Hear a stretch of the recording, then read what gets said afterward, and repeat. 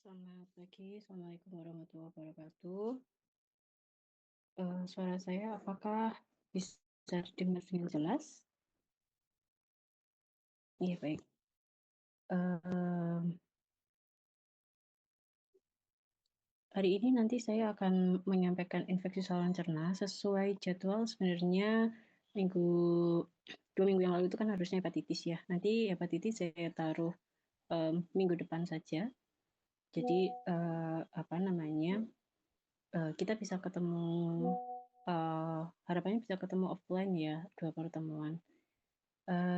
Baik, ini materinya agak banyak gitu ya, jadi nanti kalau misalkan sebelum jam 8 belum selesai ya, eee nanti saya izin untuk mengakhiri terlebih dahulu. Itu karena jam 8 saya ada kegiatan yang lainnya.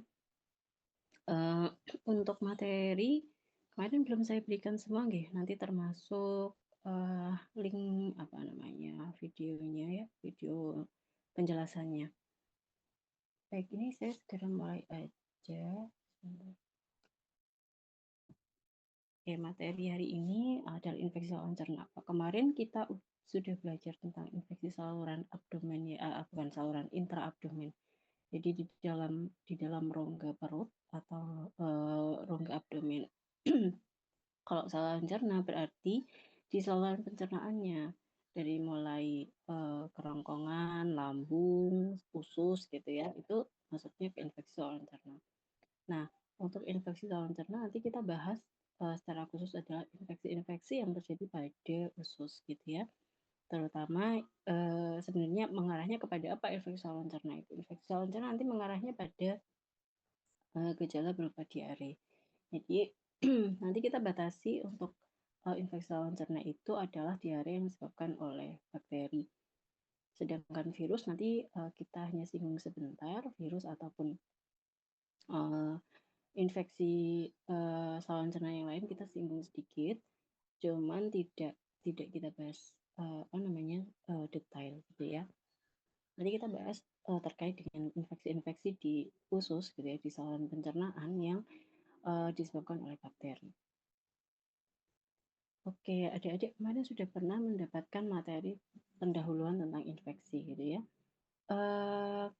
Sudah diajari macam-macam bakteri itu, ada bakteri gram apa saja, sudah atau belum?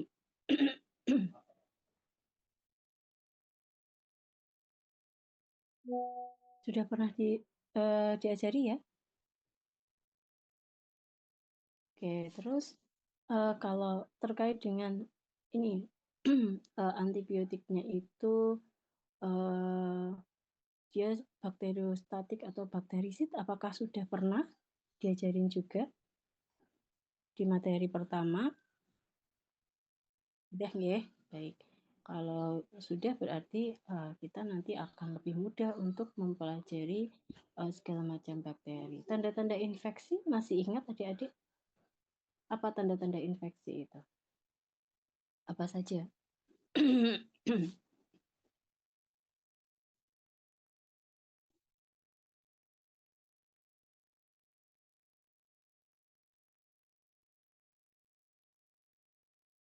Kalau seseorang infeksi itu biasanya apa tanda-tandanya? Coba ini semua ke off cam ya. Coba dimulai. Oke, ini ada Mbak Florencia Grace. Silahkan boleh menjawab. Ibu, terima kasih atas kesempatan yang diberikan. Tanda-tanda orang tersebut mengalami infeksi itu ada beberapa tanda seperti inflamasi atau peradangan, kemerahan, demam, dan perubahan jumlah leukosit. Ya, biasanya leukositnya naik atau turun, Mbak? Naik, Ibu. Ya, jadi ada leukositnya meningkat, kemudian ada suhu badannya meningkat, kemudian ada yang ditandai dengan LED, kemudian ada kemerahan atau inflamasi pada daerah yang mengalami infeksi, terutama kalau ini infeksinya yang di bagian luar ya.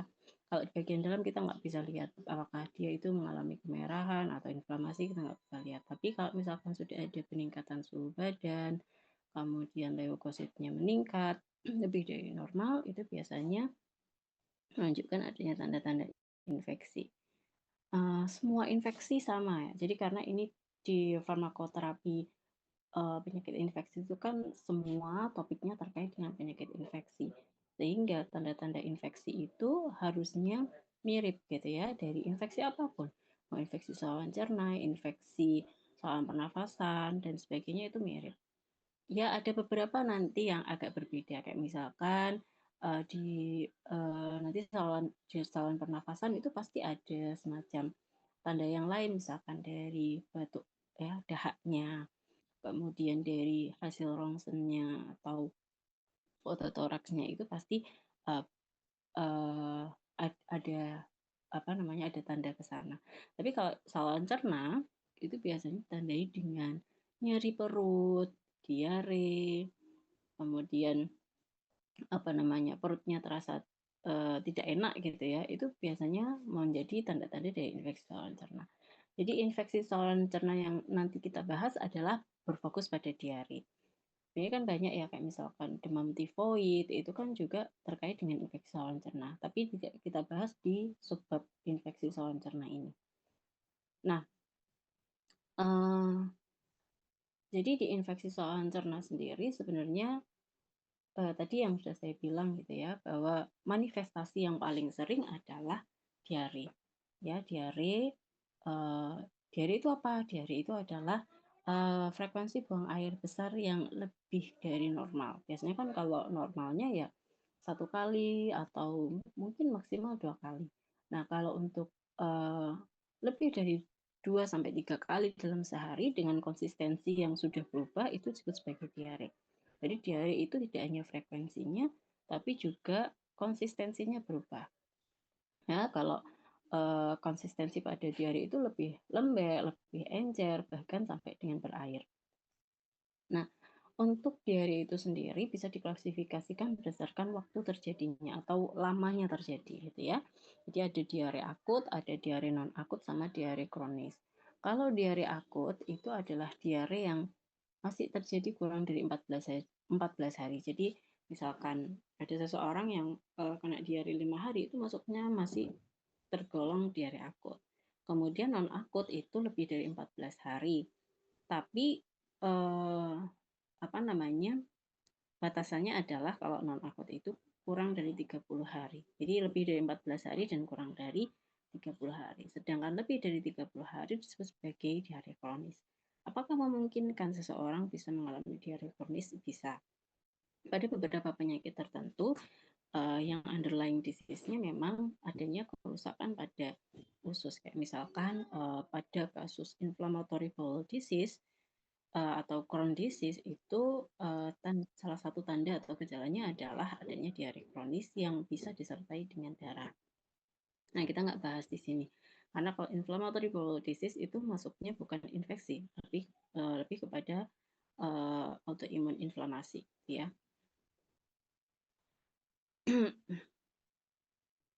uh, ini data ini aja ya, data statistik bagaimana kemudian uh, diare itu menjadi salah satu penyebab morbiditas dan mortalitas. Ini terutama pada balita ya.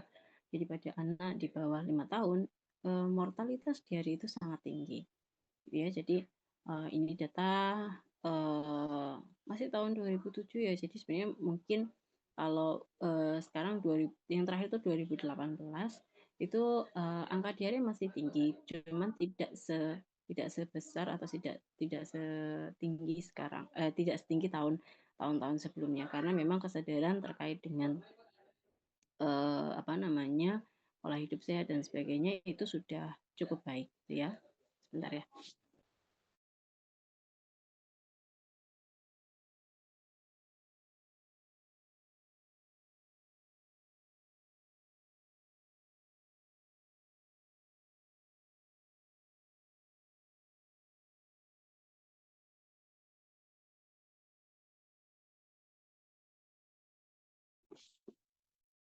Baik, saya lanjutkan. Jadi, hmm, Nanti akan saya jelaskan kenapa, mortalitas dari diare itu sangat tinggi. Meskipun sebenarnya kalau kita lihat diare seperti dianggap sebagai penyakit yang sepele gitu ya.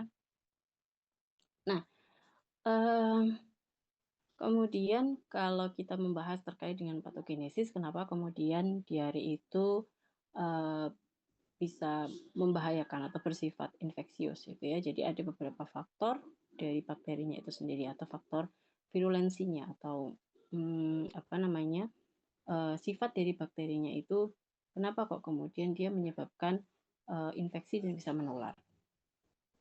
Bakteri itu ada beberapa yang menghasilkan enterotoksin. Jadi adanya enterotoksin dari bakteri ini kemudian menyebabkan adanya transport cairan ke lumen usus ya. Jadi ada perpindahan cairan dari dalam sel ke lumen usus gitu ya. Kemudian ada sitotoksin. Jadi beberapa bakteri ada yang menghasilkan sitotoksin yang kemudian menyebabkan kerusakan pada mukosa dari usus ataupun kolon yang kemudian dia dapat menyebabkan kerusakan pada mukosanya, menyebabkan kehilangan fungsi penyerapan air di sana, ya. Kemudian ada juga bakteri-bakteri yang memang sifatnya invasif, gitu ya. Contohnya adalah Shigella atau E. coli. Jadi E. coli itu ada macam-macam. E. coli itu ada yang sifatnya invasif, ada yang tidak invasif. E. coli itu kan flora normal dari usus sebenarnya. Tapi kalau E. coli yang invasif, dia dapat menyebabkan kerusakan pada mukosa tadi, mukosa dari usus yang kemudian menyebabkan ada perdarahan, kemudian bisa menyebabkan gangguan pada fungsi penyerapan air di situ. Kemudian ada entropatogen. Jadi entropatogen ini nanti dia akan aktivasi dari sistem imun. Nah, sistem imun nanti yang kemudian menyebabkan dia memakan dari menyerang dari mukosa usus itu sendiri malahan. Karena entropatogen itu dia bisa masuk ke dalam lumen di dalam usus ya, epitel gitu ya, di dalam epitelnya dia bisa menembus ke epitel ya, kemudian sel-sel imun yang teraktivasi itu akan justru akan menghancurkan dari epitel itu sendiri yang kemudian menyebabkan gangguan pada fungsi usus. Jadi itu adalah sifat virulensi dari bakteri penyebab diare. Kemudian ada faktor dari manusianya atau host defense-nya atau orangnya gitu ya. Jadi kenapa kok bisa terjadi diare gitu ya? Diare itu kan penyakit yang mungkin paling sering kita alami gitu ya. Ya karena ada host defense. Host defense di sini salah satunya adalah dari flora normal ususnya. Jadi flora normal usus yang tidak seimbang ini akan memicu terjadinya resiko infeksi dari bakteri patogen. Kemudian keasaman lambung. Lambung itu kan sifatnya memang dibuat dia sifatnya asam gitu ya. Untuk mencerna makanan, yang kedua sebenarnya untuk mematikan dari beberapa bakteri yang masuk bersamaan dengan makanan. Nah, ketika keasaman lambungnya turun gitu ya, karena misalkan kita minum obat-obatan yang menurunkan pH lambung, bukan menurunkan ya, membasahkan pH lambung. Jadi pH-nya naik gitu ya, jadi pH-nya bisa lebih dari 7, maka keasaman lambungnya berkurang sehingga bakteri-bakteri yang harusnya mati di lambung ya dia bisa ikut turun ke ke usus gitu ya. Kemudian dari mukus saluran cernanya, mukusnya itu sehat atau tidak? Sehat itu dia intact atau masih masih bagus atau enggak. Nah, ini kalau mukus saluran cernanya ini sudah rusak gitu ya karena suatu kondisi misalkan tadi ya karena ada penyakit Crohn disease, kemudian misalkan pola makan yang kurang baik, misalkan sering makan makanan yang pedas sehingga dia merusak pada lapisan mukus, kopi dan sebagainya yang bisa menyebabkan mukus saluran cerna itu menjadi kurang baik, itu juga akan meningkatkan resiko diare. Kemudian sama kekuatan jaringan mukosa ya, tadi hampir mirip karena adanya beberapa kondisi tadi. Kemudian adanya defensin. Difensin itu suatu senyawa yang dihasilkan oleh tubuh kita yang dia akan bisa bersifat bakterisidal. Jadi dia bisa mematikan bakteri-bakteri yang masuk gitu ya. Kemudian yang terakhir ada gerak peristaltik usus. Gerak peristaltik usus ini kalau gerak peristaltik ususnya itu cepat, maka resiko untuk terjadi diare itu meningkat dibandingkan ketika gerak peristaltiknya itu normal gitu ya, tidak terlalu cepat ataupun kalau terlalu lambat ya nanti hasilnya adalah kita akan mengalami konstipasi. Tapi kalau terlalu cepat ya kita mengalami diare tadi. Kemudian ada predisposing factor.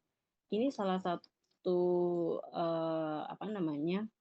hal yang sebenarnya kita bisa modifikasi gitu ya, kayak misalkan sanitasi yang buruk, kemudian status imun seseorang ini kita bisa tingkatkan.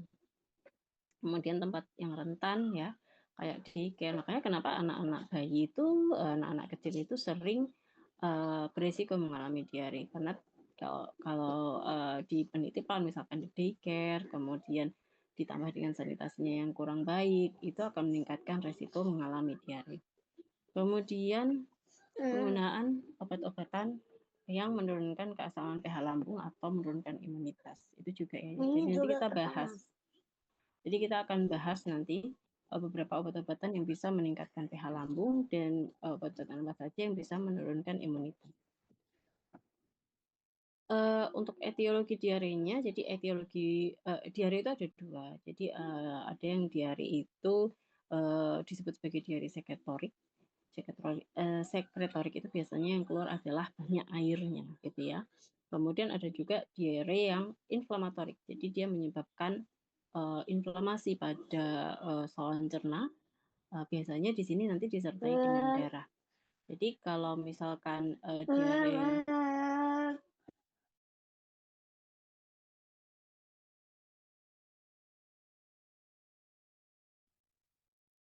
Jadi kalau untuk diare sekretorik itu nanti diare berair ya sebutannya. Kalau diare inflamatorik adalah diare yang biasanya ada darahnya.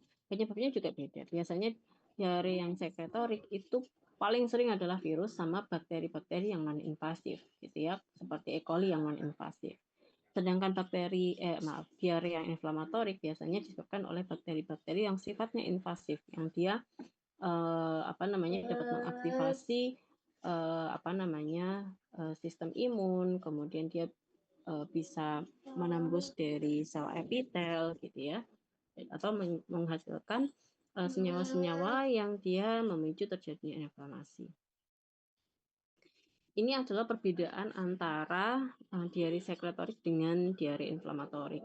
Jadi kalau diare sekretorik itu penampakannya dia berair. Jadi sangat berair, volume tindanya itu banyak. Jadi kalau sekali BAB gitu ya, itu biasanya volume air yang dikeluarkan itu lebih banyak dibandingkan dengan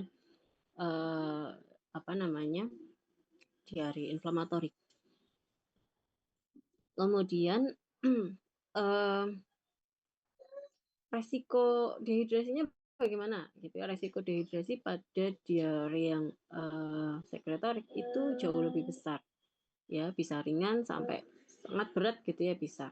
Kalau diare inflamatorik itu biasanya resiko dehidrasinya ringan, tetapi ada resiko lain. Jadi ada efek samping lain yang mungkin bisa terjadi seperti tenesmus atau rectal prolapse gitu ya. Jadi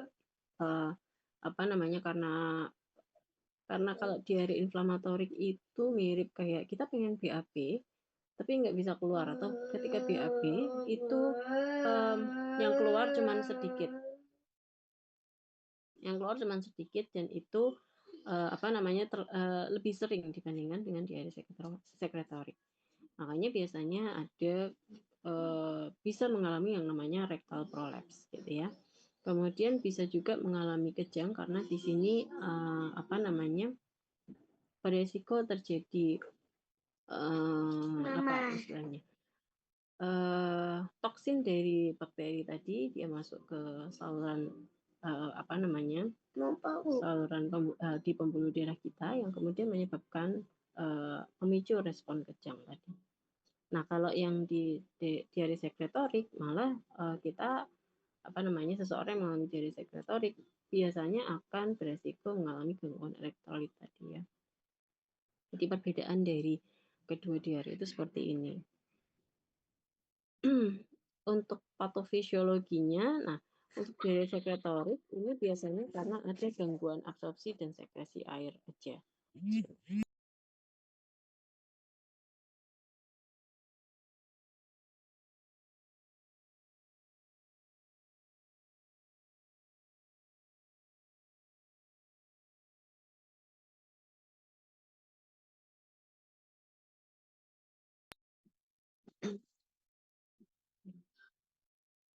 Nah, baik.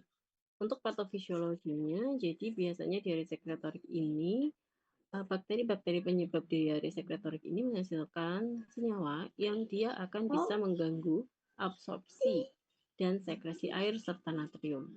Jadi kalau biasanya itu kita makan gitu ya, semua air yang berasal dari makanan atau minuman itu diserap.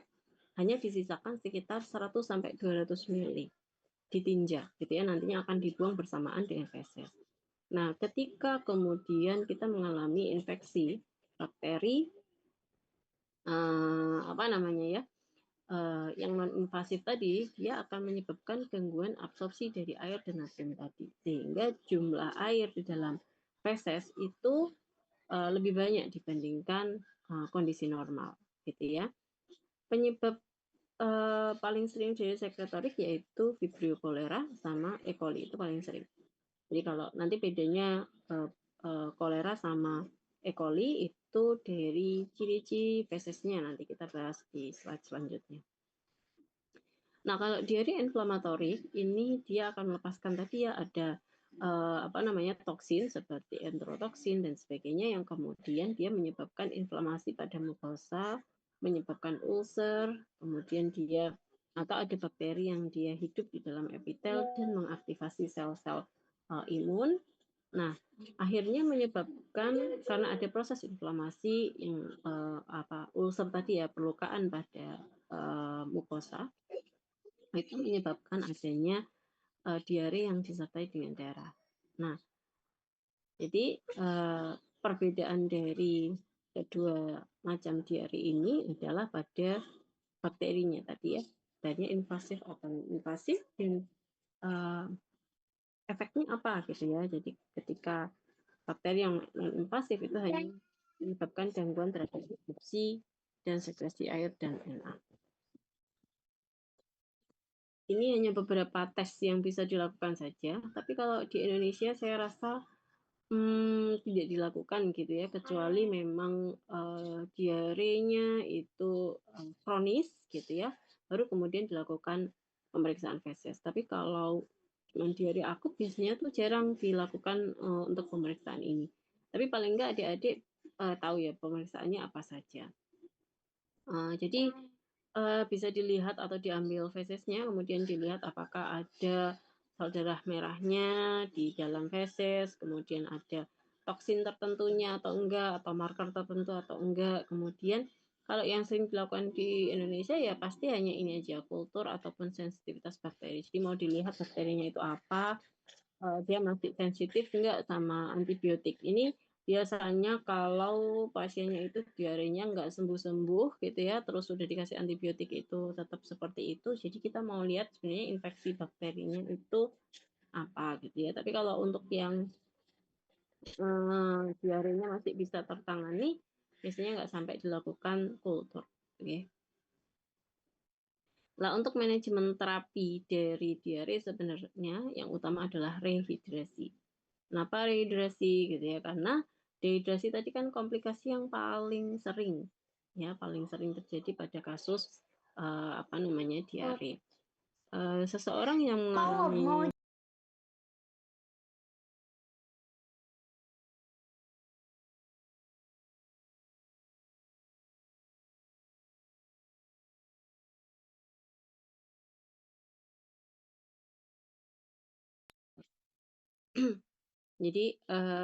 jadi dehidrasi ini adalah salah satu komplikasi yang paling sering dan biasanya bisa bersifat fatal, terutama pada anak-anak. Mungkin adik-adik masih ingat bahwa kalau di pelajaran anatomi atau mungkin pelajaran apa ya, anatomi fisiologi ya, bahwa komponen tubuh pada anak, terutama bayi gitu ya, kalau bayi itu komponennya bisa sampai 70% itu adalah air gitu ya. Nanti semakin tua, semakin dewasa itu komponen airnya memang lebih sedikit. Makanya dehidrasi ini paling berbahaya kalau terjadi pada anak. Jadi anak balita di bawah 5 tahun itu cukup berbahaya, apalagi bayi ya di bawah 1 tahun itu sangat berbahaya karena bisa berisiko kematian kalau tidak terdeteksi dan tertangani dengan cepat, gitu ya. Nah, seperti halnya tadi dehidrasi itu kan bisa ringan sampai dengan berat, gitu ya. Ini terutama kalau untuk yang diare sekretorik ya. Jadi rehidrasi itu wajib.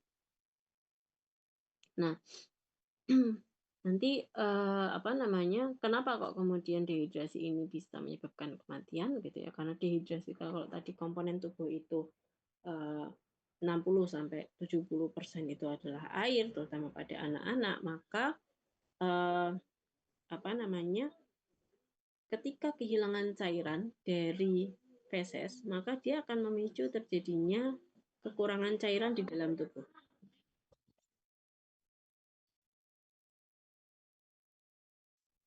Ya, jadi ketika terjadi kehilangan cairan dalam tubuh itu, maka si anak pasti karena tubuh itu kan di dalam apa namanya di dalam pembuluh darah, jumlah cairan itu harus tetap gitu ya. Kalau mengalami dehidrasi, maka cairan di dalam apa namanya pembuluh darah itu dia akan bisa merembes. Kemarin sudah saya jelaskan di minggu kemarin. Kenapa kemudian kalau adik-adik masih ingat yang namanya albumin gitu ya. Ketika ada si apa namanya albumin itu kan fungsinya untuk mengikat. Pada kondisi dehidrasi, maka karena sel-sel itu kekurangan cairan, maka dia akan cairan yang paling banyak itu kan di pembuluh darah. Dia akan bisa merembes gitu ya. Akan dia bisa dialirkan ke apa namanya sel-sel di sekitarnya. Nah, maka ketika jumlah cairan di dalam pembuluh darah itu kurang, maka dia akan bisa mengalami hipovolemia. Jadi volume di dalam pembuluh darah itu turun sehingga menyebabkan tekanan darah itu turunnya apa namanya volume darah yang balik ke jantung itu juga berkurang sehingga nanti mempengaruhi kerja jantung, mempengaruhi tekanan darah. Nah, itulah yang kemudian beresiko menyebabkan terjadinya shock hipovolemia. Yang shock hipovolemia ini sebenarnya yang menyebabkan kematian.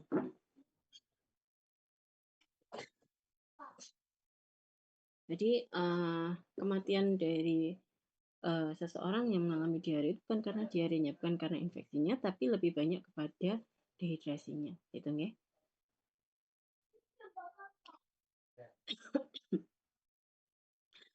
Nah, ini adalah manajemen terapinya. Jadi kalau terapi utamanya tadi rehidrasi, maka terapi cairannya adalah menggunakan cairan secara oral ataupun IV. Cairan yang dipakai adalah cairan yang memiliki osmolaritas yang sama dengan tubuh. Ya, jadi jangan sembarang cairan gitu ya. Cairan yang osmolaritasnya sama atau bisa air minum gitu ya, air minum biasa atau air putih, kuah sayur itu boleh kalau secara peroral. Tapi kalau secara IV apa namanya yang diberikan adalah cairan yang memiliki osmolitas yang sama. Nah, ini adalah panduan terkait dengan terapi rehidrasinya. Jadi kita lihat dulu rehidrasinya itu berdasarkan dari status dehidrasi seseorang. Nah, status dehidrasi itu kan ada yang tadi ya, yang ringan, kemudian ada yang moderate, ada yang berat ya, dari ringan, sedang, sama berat. Maksudnya apa di sini? Ini 3-5%, 6-9%, 10% itu maksudnya apa? Ini adalah kehilangan berat badan. Jadi kalau pada anak-anak itu biasanya tandanya adalah kehilangan berat badan. Ya, misalkan berat badannya itu 10 kilo awalnya, maka ketika hilangnya itu sampai dengan 500 gram misalkan, nah kita bisa hitung nih dia masuk ke dehidrasi yang mana. Jadi ini adalah kehilangan berat badan dari bobot awalnya dia. Jadi kalau misalkan bobot awalnya itu tadi 10 gram, nah dikatakan mild kalau dia kehilangan 3-5% dari bobot awalnya, dari 10 kilo tadi. Dia akan turun berapa gram. Nah, ini dia masuk ke mild. Kalau moderate, kehilangan berat badannya adalah 6-9%. Kalau berat, itu dia berat badannya hilang lebih dari 10%. Ya. Nah, kita juga bisa lihat dari tanda-tanda dehidrasi yang lain, dari misalkan tekanan darahnya, kemudian nadi, kemudian turgor. Nah, ini paling gampang adalah melihat dari turgor. Kalau orang awam ya, itu melihatnya dari turgornya. Jadi kalau misalkan turgornya itu turun gitu ya, ketika kemudian kita cubit kulitnya itu kembalinya agak lama, ya jadi nggak langsung kembali, dia butuh waktu untuk kembali atau kembalinya pelan-pelan, berarti itu menunjukkan adanya dehidrasi, bisa moderate atau severe tergantung dari tanda-tanda yang lain gitu ya. Kemudian dari fontanelnya ini kalau pada bayi ya yang belum nutup ubun-ubunnya, itu kurang dari anak di bawah 12 bulan atau di bawah 1 tahun, biasanya ubun-ubunnya itu belum nutup ya. Jadi kalau kalau mungkin adik-adik nanti punya apa namanya adik bayi atau tetangganya yang masih bayi, coba nanti dilihat di ubun-ubun yang apa namanya di sini itu biasanya kalau ketika ketika disentuh tuh masih lembut gitu ya, belum keras. Nah itu bisa menjadi salah satu penanda apakah dia mengalami dehidrasi atau enggak. Kalau dia itu sudah cekung gitu ya, agak cekung dari biasanya, berarti dia mengalami dehidrasi. Tapi kalau misalkan masih lurus gitu ya, masih rata dengan bagian sekitarnya, itu berarti dia tidak mengalami dehidrasi, atau bisa jadi dia dehidrasinya ringan. Jadi dilihat dari situ. Kemudian mukosa, membran mukosa bayi yang bisa dilihat itu dari mulutnya, apakah terasa kering atau enggak. Kemudian bisa dari misalkan nangis gitu ya, si bayinya nangis tapi nggak keluar air mata, berarti menunjukkan adanya dia mengalami dehidrasi. Kemudian dari urinnya, dari pipisnya. Jadi bayi itu jumlah pipisnya banyak. Jadi kalau bayi kurang dari berapa tahun ya? 5 tahun kalau nggak salah ya. Kurang dari nggak salah. 0 sampai 1 tahun itu produksi urin per jamnya itu harusnya 1-2 miligram per kilogram berat badan ya. Di per jamnya itu sekitar 1-2 miligram per kilogram berat badan. Jadi kalau misalkan dalam 6 jam dia nggak pipis sama sekali, ya itu berarti salah satu tanda dehidrasi gitu ya. Jadi diukur nanti ya dari pipisnya, popoknya itu basah atau enggak gitu. Dalam 6 jam itu sudah dia pipis atau enggak. Harusnya sih sudah pipis ya kalau 6 jam gitu ya. Kemudian di sini urin outputnya itu kalau yang dehidrasi itu sudah di bawah 1 miligram per kilogram per jamnya. Jadi sangat-sangat rendah. Kemudian rasa haus, dia sangat haus gitu ya. Minum terus. Nah, itu biasanya sudah mengalami dehidrasi. Nah, terapinya apa gitu ya? Terapinya sebenarnya adalah food replacement-nya. Kayak gini cara menghitungnya. Jadi ORT itu oral rehydration therapy, itu bisa diberikan 50 mili per kilogramnya dalam 2-4 jam pertama itu diberikan ini. Kemudian kalau moderate itu jumlah terapinya ini ya lebih banyak jumlah cairannya sampai 100 mili per kilogram. Kemudian kalau yang severe ini pemberiannya bukan secara peroral tapi diberikan secara intravena. Nah ini yang cukup berbahaya kalau misalkan nggak bisa masuk cairan ya. Kadang pada kasus yang berat itu karena dia pembuluh darahnya sudah kecil kan ya. Maksudnya kalau dehidrasinya berat, itu pembuluh darahnya itu agak lebih sulit untuk dicari, apalagi pada anak-anak. Biasanya memang harus masuk dulu dari dalam apa namanya, dari peroral gitu ya, sambil masuk peroral, sambil dicari pembuluh darah mana yang masih bisa dimasukkan gitu ya. Jadi kadang kalau ketemu di tangan ya di kaki, nggak ketemu di kaki ya ada yang di kepala gitu ya. Jadi memang agak apa namanya, sulit untuk mencari kalau misalkan pembuluh darahnya tadi sudah, si pasiennya sudah mengalami dehidrasi. Nah, ini tanda-tanda aja ya. Jadi sama kayak tadi, ini yang paling gampang dilihat nanti kalau adik-adik melakukan edukasi terkait dengan diare pada ibu-ibu gitu ya. Jadi dilihat di bagian ubun-ubunnya, kemudian dilihat di bagian mukosanya ini bibirnya kering atau enggak, nangisnya itu ada apa namanya, air matanya atau enggak, pipisnya dan sebagainya. Nah, kita bahas terkait dengan manajemen terapinya. Ini ada ORS atau oral rehydration therapy atau oral rehydration solution. Jadi biasanya kita bisa pakai Oralit atau Renalit. Kalau Oralit itu biasanya kita bikin bikin sendiri ya. Jadi kemasannya serbuk gitu. Ya, kemasan saset isinya serbuk, nanti kita tambahkan air 200 ml gitu ya. Kemudian kalau yang Renalit itu sudah jadi bentuknya cairan cairan steril yang itu memang untuk diminum, bukan untuk secara infus gitu ya, diminum. Kemudian ada parolit. Jadi di cairan ini itu sudah mengandung komponen glukosa sama elektrolit seperti natrium, kalium, klorida sama sitrat. Itu semuanya udah ada. Jadi apa namanya, ini cukup cepat untuk membantu apa namanya, perbaikan cairan ya. Jadi terapi cairannya lebih cepat. Cuman memang untuk rasa rasa ya itu memang agak sedikit berbeda gitu ya, atau kurang enak bagi sebagian orang yang memang nggak terbiasa.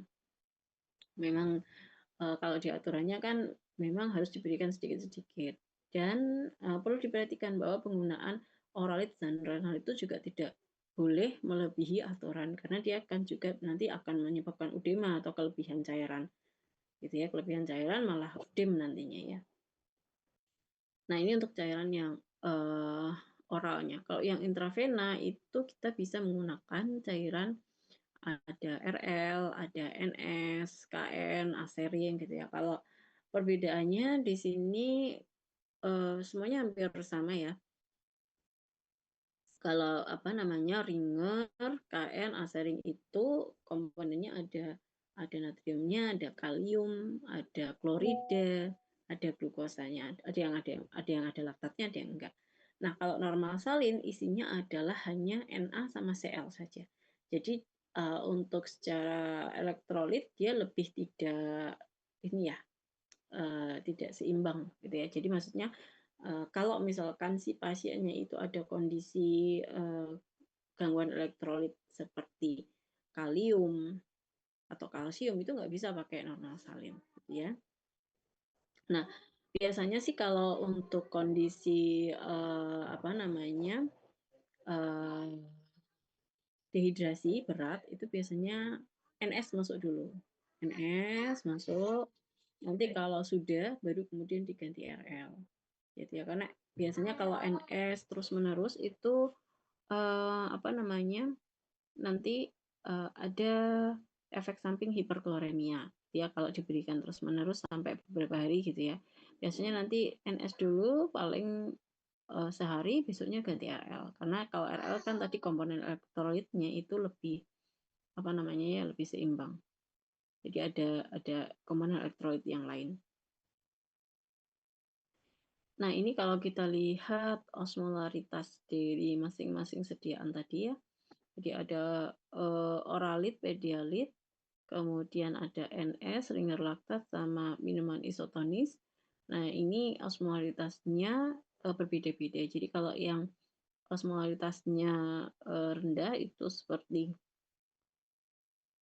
sebenarnya osmolaritasnya ini sama ya. Ini apa namanya, isotonis gitu ya. Jadi ini tapi osmolaritasnya ini lebih rendah kalau dibandingkan dengan kayak misalkan RL ataupun minuman isotonis. Jadi biasanya Oralit atau Pedialit ini lebih dipilih sebagai cairan pengganti karena osmolitas yang rendah ini ternyata memiliki kelebihan gitu ya. Dia bisa mengurangi dari volume tinja yang pada pasien diare tadi, kemudian juga bisa memperpendek durasi diarenya. Jadi kalau osmolitasnya yang lebih tinggi seperti minuman isotonis ini sebenarnya tidak disarankan ketika pasien mengalami diare. Biasanya kan ini hanya untuk minuman isotonis itu biasanya digunakan pada orang-orang yang apa namanya setelah olahraga berat itu untuk menghindari dehidrasi itu bisa pakai minuman isotonis. Tapi pada kasus uh, diare ini minuman isotonis dengan osmolitas tinggi ya 330 itu kurang bisa ini memperpendek durasi diare. Jadi juga belum memiliki keunggulan ya terkait dengan pengurangan volume tinja tadi. Jadi untuk diare kita pakai untuk oral ya, per oral kita bisa pakai oralit ataupun Pedialit tadi. Untuk manajemen terapi yang lain sebenarnya kita bisa gunakan anti diare seperti Loperamid, cuman Loperamid itu tidak boleh digunakan pada kasus-kasus invasif. Jadi kayak misalkan infeksi yang disebabkan oleh bakteri yang invasif itu sebaiknya tidak menggunakan Loperamid. Kemudian tidak boleh digunakan pada anak juga. Jadi Loperamid tidak boleh diberikan pada anak di bawah 4 tahun karena resiko mengalami obstruksi usus lebih besar dibandingkan pada dewasa. Jadi Loperamid itu hanya untuk diare sekretorik pada dewasa saja. Kemudian ada probiotik. Nah, probiotik ini sebenarnya memang belum punya evidence base terkait dengan apa namanya ya penggunaan dari obat ini untuk menghentikan apa namanya menghentikan diare. Cuman prebiotik ini biasanya sebagai terapi tambahan saja. Dan karena diduga dia akan bisa ini ya menyeimbangkan flora normal usus sehingga bakteri yang jahat bisa ditekan oleh bakteri yang baiknya. Kemudian dia juga bisa menghambat pelekatan toksin, menstimulasi sistem imun dan juga menghambat kerja dari toksin bakterinya. Nah, ada satu obat yang penting nih, zinc. Ini adik-adik nanti tolong dicatat. Zinc. Zinc ini adalah salah satu obat wajib yang harus diberikan pada kasus diare, terutama pada anak. Ya, zinc ini evidence based medisinya itu sudah baik. Jadi kalau misalkan adik-adik nanti buka ini ya, buka guideline punyanya WHO, punyanya Depkes, Kemenkes gitu ya, pasti yang namanya diare obatnya itu oralit ya atau rehidrasi tadi ditambah dengan zinc. Nah, zinc ini akan bisa memperpendek durasi diare. Jadi memperpendek durasi diare, kemudian dia juga menurunkan resiko diare berulang. Ini untuk penggunaan zinc wajib diberikan selama 10 hari. Jadi wajib diberikan selama 10 hari dan tidak tidak berdasarkan diarenya udah sembuh atau belum, pokoknya 10 hari. Mau diarenya 10 hari itu sudah berhenti sebelum 10 hari, misalkan cuma 3 hari dia sudah berhenti ya tetap minum zinc. Ini di note ya. Jadi nanti adik-adik ini kan masih semester 4. Jadi nanti di semester 6 atau 7 kalau nggak salah ya di mata kuliah di mana adik-adik nanti diminta untuk memberikan saran terkait dengan obat gitu ya, obat pada pasien diare, zinc ini harus dikasih. Ya, jadi kalau misalkan ada pasien swamedikasi diare, zinc ini disarankan untuk diberikan. Jadi adik-adik selain tadi memberikan oralit, kalau ngasih oralit plus zinc itu pasti benar gitu ya. Jadi pasti benar tuh maksudnya gini. Jadi itu sesuai dengan panduannya. Tapi kalau pakainya probiotik itu masih dipertimbangkan gitu ya. Masih lumayan lah daripada diberikan Loperamid. Jadi kalau tadi clue-nya adalah Loperamid hanya diberikan pada pasien dewasa. Ya tidak boleh pada anak 4 tahun ke bawah itu tidak boleh. Apalagi kalau diarenya itu diare yang inflamatorik, nggak boleh gitu ya pakai Loperamide. Karena Loperamide itu kan tadi dia fungsinya itu dia apa namanya? Loperamide itu menurunkan motilitas. Jadi kalau tadi diare itu kan motilitasnya cepat. Lah Loperamide itu dia akan memperlambat motilitas ususnya. Padahal kalau diarenya itu adalah diare inflamatorik, ya diare yang disebabkan oleh bakteri yang invasif itu harus dikeluarkan melalui feses. Nggak boleh lama-lama ada di saluran cerna. Nah, semakin lama dia akan semakin invasif, gitu ya. Nah, Loperamide itu nggak boleh dipakai pada kasus-kasus itu. Nah, tadi kalau zinc itu nggak masalah malahan. Kalau zinc itu boleh diberikan pada diare inflamatorik ataupun diare satunya apa? Diare inflamatorik sama diare sekretorik. Itu harus diberikan zinc. Nah, antibiotik bagaimana? Nah, antibiotik itu pilih-pilih gitu ya. Antibiotik itu hanya diberikan pada kasus yang disebabkan oleh bakteri. Tidak diberikan pada kasus apa namanya? Diare yang disebabkan karena virus gitu ya. Dan apa namanya? Antibiotik ini hanya diberikan pada kasus kalau misalkan kasusnya agak apa namanya? Sedang gitu ya. Infeksinya sedang ataupun berat.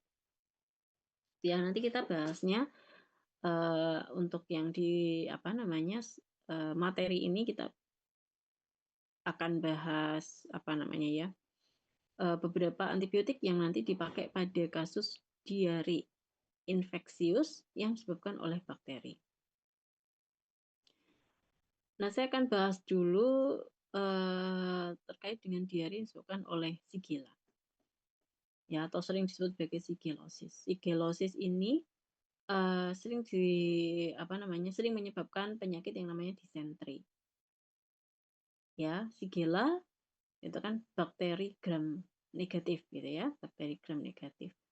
Apa saja antibiotik yang bisa untuk bakteri gram negatif? Banyak gitu ya. Salah satu contohnya apa? Cephalosporin minggu kemarin sudah saya jelaskan ada cephalosporin generasi ketiga. Ya, ketiga, keempat itu dia lebih poten terkait apa namanya aktivitasnya terhadap bakteri gram negatif. Kemudian, nah Shigella yang paling sering menyebabkan terjadinya disentri adalah Shigella dysentery, Shigella flexneri, yang penyebarannya melalui fekal oral. Jadi biasanya kontaminasi makanan oleh bakteri Shigella. Gitu ya, misalkan biasanya kalau diare itu penyebab paling sering ya adalah sanitasi gitu ya. Jadi kalau kalau banyak yang diare karena makan makanan tertentu berarti makanan tersebut diolah tanpa memperhatikan sanitasi yang baik. Gitu ya. Jadi semua infeksi bakteri rata-rata adalah fecal oral route. Artinya apa namanya adanya kita mengkonsumsi makanan ataupun minuman yang terkontaminasi. Tanda dan gejala dari infeksi Shigella itu ada ini ya. Jadi kalau misalkan diare itu ada darahnya atau disertai dengan mukus atau lendir, terus nyeri abdomen dan demam. Jadi kalau tadi saya tanya tanda-tanda diare itu tadi apa gitu ya, berarti ada demamnya. Kemudian leukosit bisa meningkat kalau ini dilihat nanti ya, jadi harus dilakukan pemeriksaan leukosit. Kemudian komplikasinya itu karena dia itu infeksi bakteri yang sifatnya invasif, dia bisa menyebabkan komplikasi terjadinya toksik megakolon, perforasi ataupun kejang dan sepsis. Jadi kalau sepsis itu ini ya, sepsis itu adalah masuknya bakteri ataupun toksin dari bakteri itu ke pembuluh darah. Jadi atau sering disebut sebagai bakteremia. Dari bakteremia itu kemudian dia akan memicu proses inflamasi yang sangat masif gitu ya, yang menyebabkan terjadinya apa namanya istilahnya ada bisa mengalami tadi ya shock sepsis. Jadi penurunan tekanan darah disebabkan karena tadi proses inflamasi yang disebabkan oleh bakteri.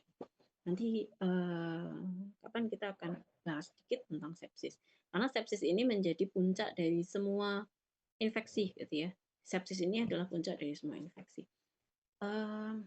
Ini karena adik-adik itu sebenarnya masih semester 5, saya ingin menyarankan salah satu buku yang cukup bagus gitu ya. Adik-adik kalau misalkan mau ini ya, insya Allah minggu depan saya bawa bukunya.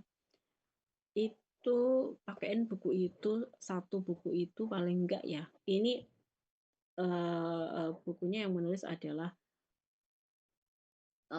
farmasi klinisnya. Beliau adalah guru saya dulu. Beliau adalah praktisi farmasi klinis di RSAL Surabaya ya, di RSAL Ramelan. Beliau menulis buku itu untuk membantu pemahaman kita terkait dengan praktek farmasi klinis sebenarnya. Adik-adik bisa baca itu paling enggak sebagai baseline aja ya. Maksudnya ya memang itu buku itu nggak terlalu banyak, nggak terlalu besar, tapi paling enggak adik-adik tahu lah alur berpikir bagaimana kemudian memahami uh, uh, alur nanti ketika kemudian memahami kasus dan sebagainya, cara membuat SOAP gitu ya. Meskipun sekarang belum ada, adik-adik belum ke arah sana. Cuman menurut saya itu buku yang cukup bagus dan dia berbahasa Indonesia. Jadi di situ ada bab infeksi juga. Nanti insya Allah besok minggu depan saya bawakan gitu ya.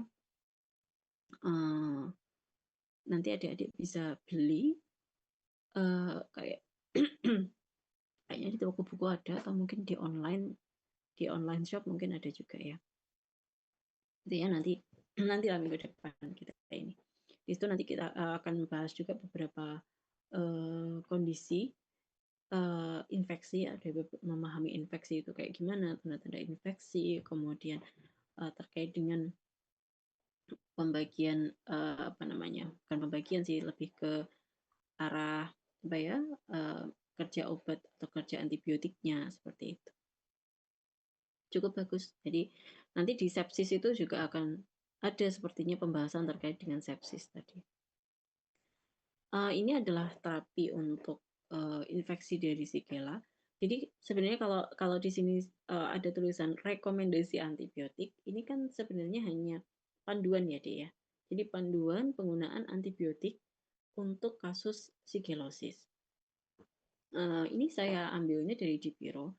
Di Indonesia itu aturan terkait penggunaan antibiotik sudah ada, cuman general, gitu ya, general. Jadi kalau saya bilang bahwa di sini penggunaan antibiotiknya itu rekomendasinya ini ketika nanti di ranah apa namanya praktisi mungkin ada yang berbeda, itu kita perlu lihat dulu apakah antibiotik yang dipakai di rumah sakit itu memang sudah sesuai dengan kultur bukan kultur ya tapi peta kumannya atau antibiogramnya di sana atau bagaimana gitu ya, atau hanya ya pokoknya ambil aja, atau dia hanya mengambil sesuatu yang antibiotik yang bisa dipakai. Jadi ini hanya panduan, tapi mungkin di terapinya, di pelaksanaannya mungkin bisa berbeda. Gitu ya. Jadi di rekomendasi penggunaan antibiotik ini pasti dipakai antibiotik-antibiotik yang memiliki sensitivitas paling bagus dengan bakterinya.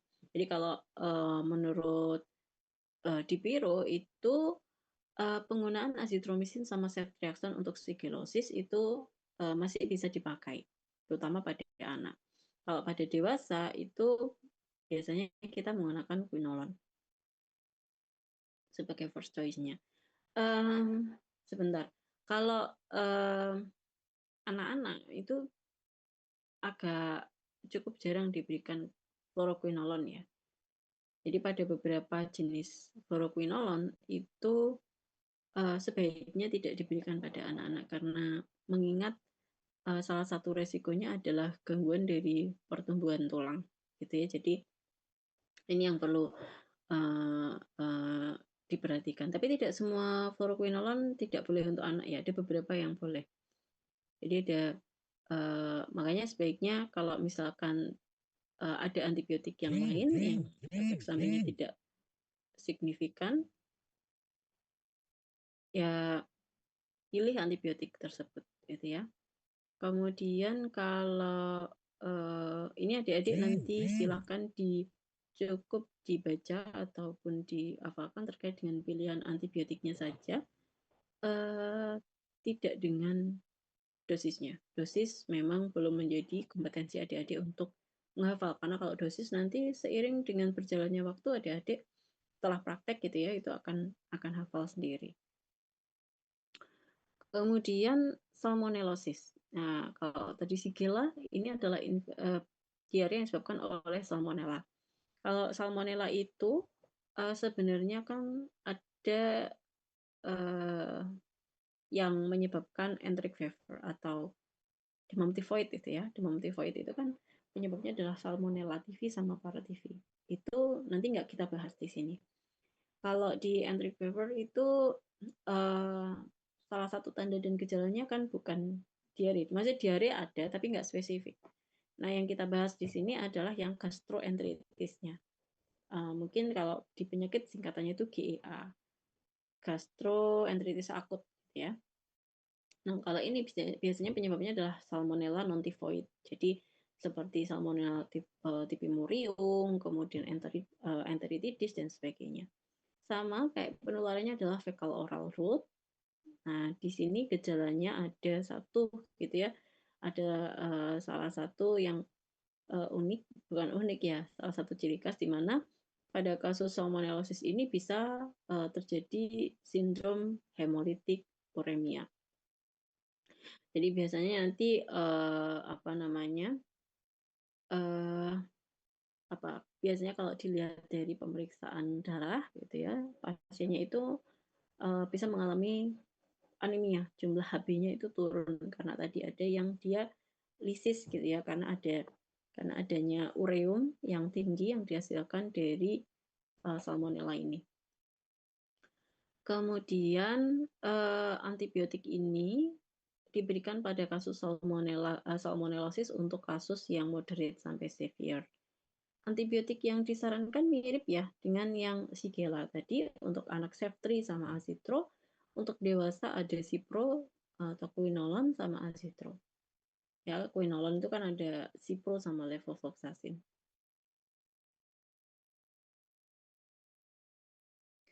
Kemudian selanjutnya ada kolera. Jadi kalau kolera ini ciri khasnya punya ciri khas ya. Jadi kalau kolera itu biasanya diarenya kayak air cucian beras. Jadi warnanya putih gitu ya.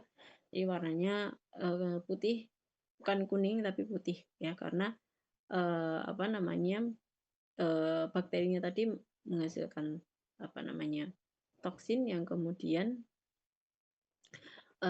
menyebabkan diarenya itu seperti air cucian beras gitu ya. Kolera ini juga sama ya, fecal oral route.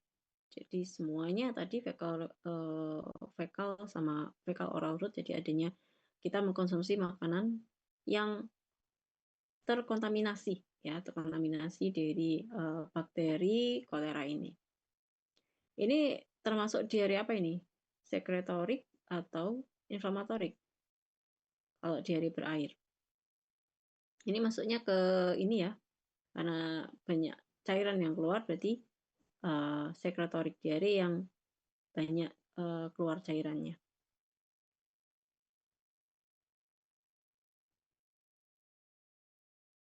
Untuk terapi antibiotiknya itu bisa pakai erythromycin, bisa juga azitromisin. Ini dari golongan apa? Makrolida ya. Di golongan makrolida ini untuk anak-anak. Untuk dewasa itu bisa pakai doxy, tetra, ataupun pakai makrolida. Ya, jadi itu bisa menggunakan tetracycline atau doxycycline. Kalau doxycycline ini hanya diberikan 1 hari. Semua diare terapi awalnya apa tadi? Rehidrasi ya. Karena dehidrasi resikonya, maka terapinya itu paling utama menggunakan terapi cairan atau terapi rehidrasi. Selanjutnya adalah infeksi Campylobacter. Nah, kalau yang ini Campylobacter ini adalah bakteri yang dia akan bisa menginfeksi bagian usus ketika asam lambungnya itu naik. Maksudnya pH asam lambungnya menjadi lebih basah. Nah, biasanya kita karena minum obat-obatan apa gitu ya.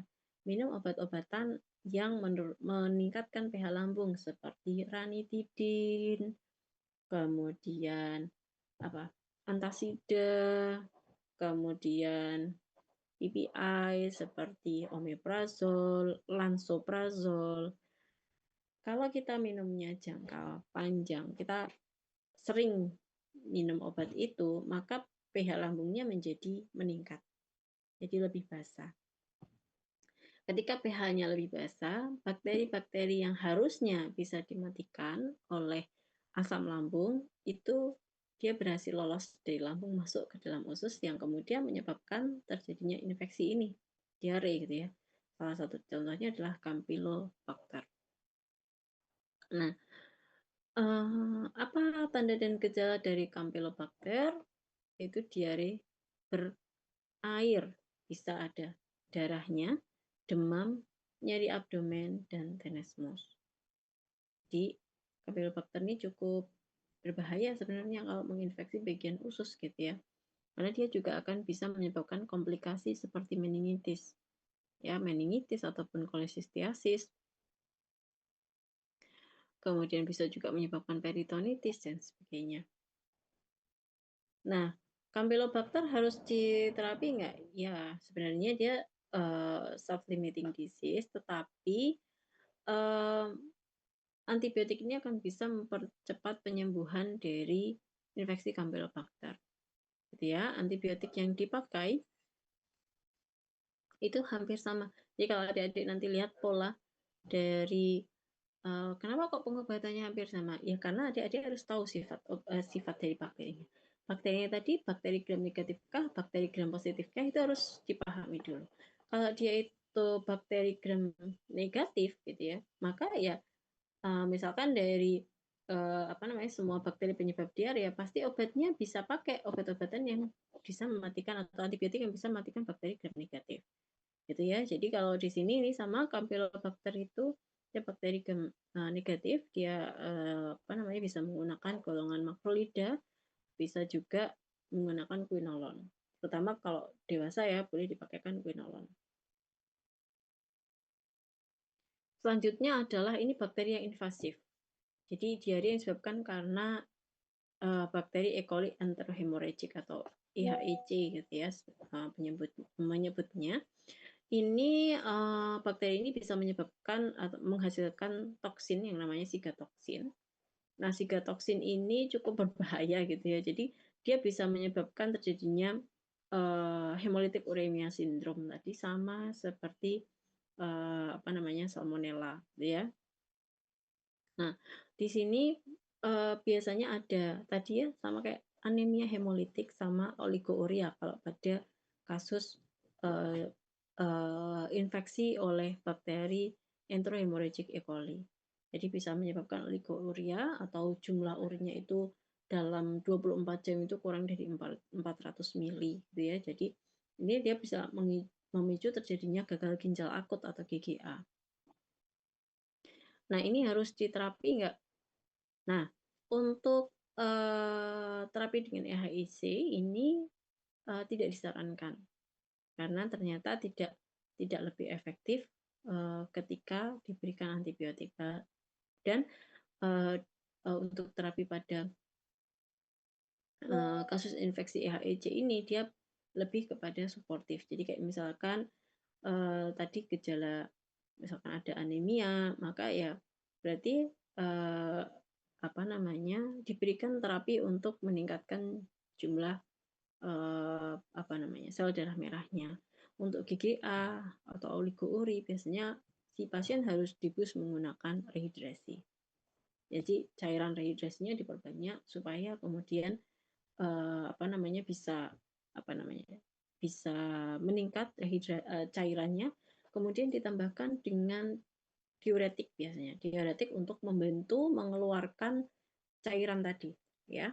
Jadi ditambah cairan, kemudian ditambah diuretik untuk memperlancar dari pengeluaran cairan. Jadi kayaknya istilahnya itu kalau apa namanya ginjalnya tadi di flush gitu ya, pakai air plus diuretik untuk membantu pengeluarannya supaya tadi fungsi ginjalnya kembali normal. Kemudian yang selanjutnya adalah infeksi Clostridium difficile. Kalau ini adalah bakteri gram positif ya. Jadi penyebabnya apa? Penyebabnya adalah penggunaan antibiotik yang terlalu lama. Dan ada ya beberapa penyakit yang dia butuh antibiotik. Saya pernah mendapati ada salah satu kasus tuh diberikan antibiotik sampai 1 bulan gitu ya. Nah kalau menggunakan antibiotik nggak usah 1 bulan aja. Kadang kalau kita minum antibiotik 3 hari itu kita diare karena apa? Flora normal ususnya itu kan mati semua. Jadi kan karena kalau kita pakai antibiotik ya flora normalnya kan juga ikut mati. Gitu ya, bakteri yang ada di usus mati juga. Itu terus terjadi ketidakseimbangan flora normal tadi. Jadi di sini infeksi yang disebabkan oleh Clostridium difficile itu sering disebut sebagai diare AAD atau antibiotic associated diare gitu ya. Jadi diare yang disebabkan karena penggunaan antibiotik. Nah, biasanya penggunaan antibiotik yang sering menyebabkan infeksi Clostridium itu adalah bakteri yang broad spectrum, yang spektrumnya luas. Yang dia bisa mematikan bakteri gram positif, gram negatif, itu semua mati gitu ya, maka resiko infeksi Clostridium itu meningkat. Contohnya ya banyak, kayak misalkan amoxicillin, kemudian golongan cephalosporin, terutama cephalosporin generasi 1-2 gitu ya.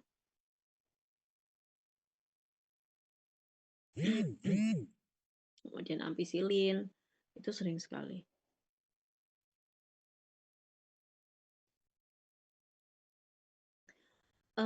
Ini tanda dan gejala dari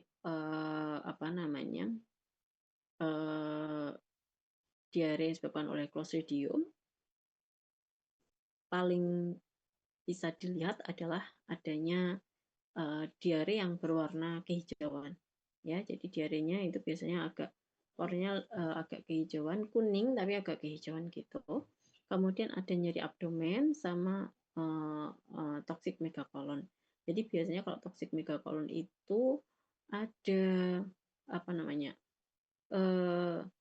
rasa nyeri atau inflamasi yang terjadi pada area kolon yang menyebabkan rasa nyeri yang hebat. Kemudian bisa juga pasien ini mengalami demam, bisa juga enggak gitu ya. Jadi bisa demam, bisa tidak. Untuk pilihan antibiotik pada kasus infeksi dengan Clostridium ini biasanya harus melihat dari apakah infeksinya itu ringan atau berat ya. Kalau infeksi berat biasanya kita pilihnya vancomycin. Kalau infeksinya itu ringan atau sedang kita bisa pakai metronidazole. Jadi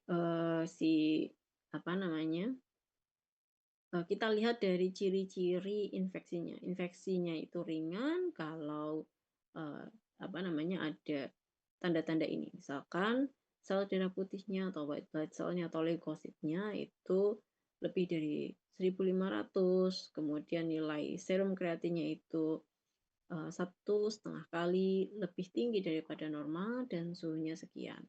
Nah, kalau infeksi berat biasanya disertai dengan hipotensi atau shock, kemudian jumlah albumnya itu rendah, atau ada kegagalan sistem organ, kayak misalkan tadi ada gagal ginjal akut, ataupun ada koagulopati, maka dia masuknya ke infeksi berat. Nah, ini biasanya pilihannya ada vancomycin ditambah dengan metronidazole. Ini kalau ada komplikasi atau vancomycin tunggal. Jadi tergantung dari apakah ada komplikasi seperti komplikasi HUS dan sebagainya ada atau tidak gitu ya, kita nanti bisa tambahkan metronidazole. Selanjutnya ada viral gastroenteritis. Ini saya nggak bahas untuk obatnya. itu hanya menyentil saja sedikit ya terkait dengan bahwa gastroenteritis itu paling sering ya disebabkan oleh virus gitu ya. Dan virus paling sering menjadi penyebab gastroenteritis adalah rotavirus.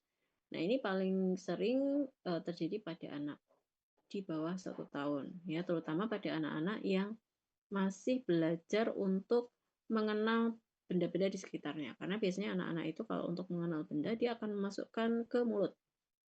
Nah, rotavirus ini paling sering gitu ya menginfeksi atau menyebabkan infeksi pada anak-anak tersebut karena tadi ya karena semua benda ya makanan dia masukkan, mainan dia masukkan, mungkin batu dan sebagainya dia masukkan ke mulut kita kemudian menyebabkan jalur masuknya rotavirus. Ada juga kayak norovirus, bisa juga coronavirus. Kalau mungkin adik-adik kemarin sempat ya di coronavirus itu kan ada salah satu gejala yang mungkin muncul adalah diare. Cuman kalau coronavirus nggak spesifik menyebabkan diare. Kalau rotavirus memang penyebab diare pada anak balita gitu ya paling sering. Makanya kan sekarang anak-anak sekarang yang balita yang lahir sejak pandemi kemarin sudah wajib untuk vaksinasi rotavirus. Jadi untuk mencegah terjadinya diare pada anak-anak, terutama untuk tadi mencegah resiko mortalitas pada anak di bawah 5 tahun. Terapi untuk viral gastroenteritis cairan ya, tidak ada yang lainnya. Tidak disarankan penggunaan antimotilitas, boleh nggak pakai zinc, harus ya. Jadi selain rehidrasi tadi harus pakai zinc, kemudian pakai apalagi ya tadi, boleh pakai probiotik gitu ya, boleh enggak boleh iya, tapi zinc nggak boleh lupa. Terus ini traveler's diare. Traveler's diare ini sebenarnya paling diare yang sering terjadi pada pelancong gitu ya, terutama kalau mencoba makanan-makanan baru di tempat-tempat yang memang negara-negara yang sanitasinya kurang baik kayak di Asia Tenggara, Asia Selatan, ya itu sering mengalami diare atau dia mencoba makanan yang pedas, yang tadi ya yang di pinggir jalan dan sebagainya. Penyebab paling sering adalah E. coli ya, yang enterotoksigenik ini yang non invasif. Kemudian ada Campylobacter dan sebagainya atau parasit ya paling sering. Ini gejalanya sama ya, jadi gejalanya ini abdomen, tenesmus. Kemudian untuk traveler's diare ini sebenarnya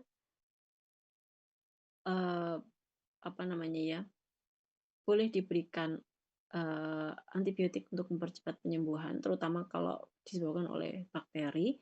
Tapi kalau infeksinya itu oleh virus, sebaiknya tidak diberikan antibiotik. Jadi dia akan sembuh sendiri. Jadi hanya terapi rehidrasi saja cukup. Nanti setelah 5 hari dia akan sembuh sendiri. Biasanya kalau penyebabnya virus seperti itu. Biasanya kalau penyebabnya virus itu jarang disertai dengan demam, ya. Kalau penyebabnya bakteri itu ada demamnya.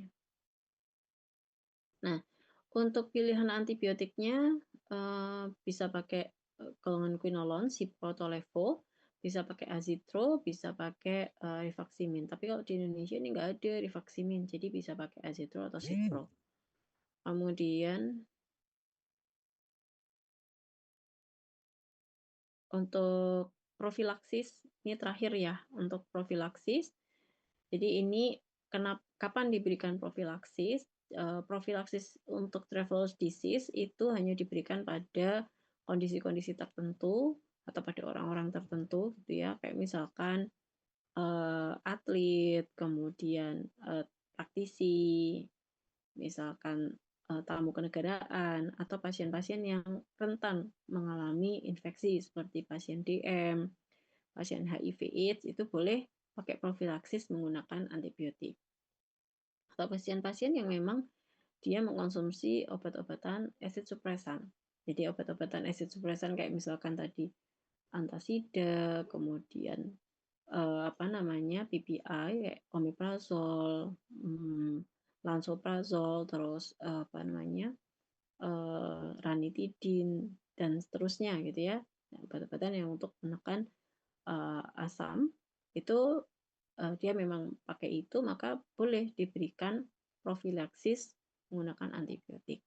Nah, antibiotik untuk profilaksisnya itu bisa pakai norfloxacin, Cipro, itu sama tadi kayak golongannya quinolone, atau bisa pakai rifaximin. Perbedaannya adalah lamanya. Kalau tadi di sini hanya diberikan 3 hari untuk terapi, kalau untuk profilaksis bisa diberikan selama 1 sampai 2 minggu. Meskipun dia memang belum mengalami diare gitu ya. Jadi itu untuk Traveler's disease, cuman sebelum diberikan obat untuk profilaksis pun mereka juga harus diedukasi bahwa ketika berkunjung ke tempat-tempat dengan sanitasi yang buruk, maka sebaiknya memilih tempat makan itu yang bersih gitu ya, yang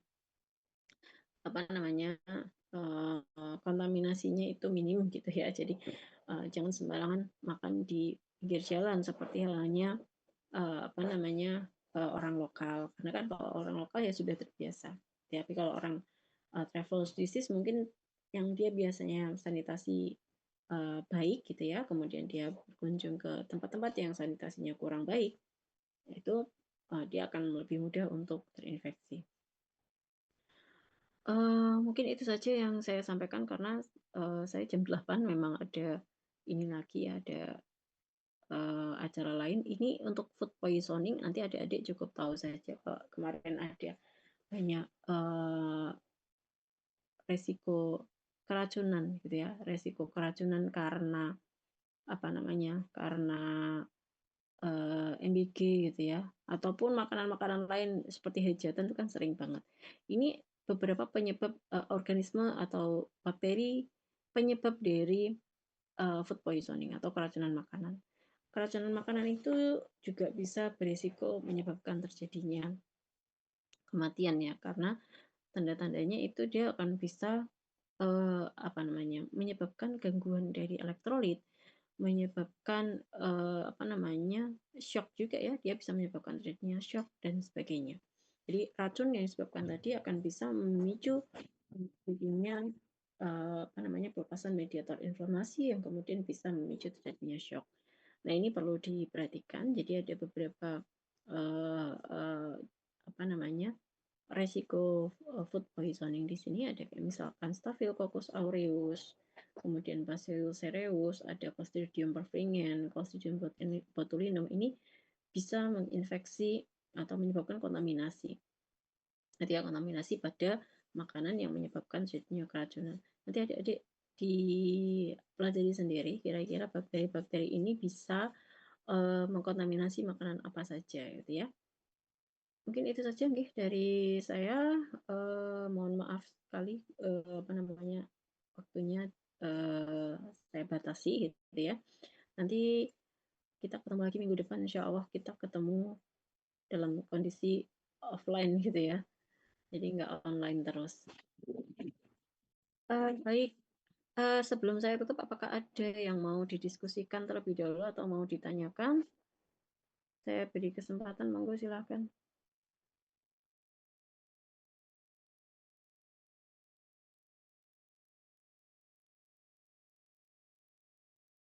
Nggak ada? Kalau nggak ada, mungkin saya bisa akhiri dulu nggih untuk kuliah pada pagi hari ini. Terima kasih banyak atas perhatiannya. Kurang lebihnya mohon maaf. Assalamualaikum warahmatullahi wabarakatuh. Waalaikumsalam warahmatullahi Waalaikumsalam wabarakatuh. warahmatullahi Terima wabarakatuh. kasih, Terima Bu. kasih, Bu.